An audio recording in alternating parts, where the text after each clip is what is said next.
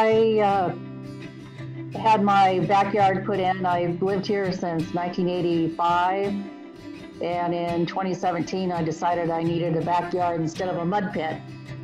So as part of that vision, I wanted the pizza oven, and I sketched it out, and my contractor built it for me.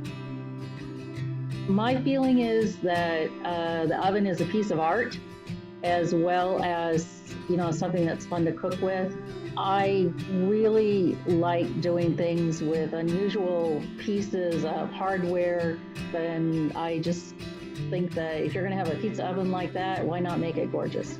I don't know. It was an easy decision. Get the kit. Mine just appeals to me because when I look at it and I see the geraniums on the top of the oven, and I see the mermaid heads coming out, it gives me, a small element of happiness that this is mine, and I'm actually getting this great pleasure. To me, a really good evening is, it's kind of pleasant out, and we're just starting to sit down because our meal came out of the pizza oven. Lots of wine, and I just don't know how you can have a more pleasant evening. The other thing is, if you want the oven, to be part of your landscape and your backyard, you're gonna have people over, you're gonna entertain.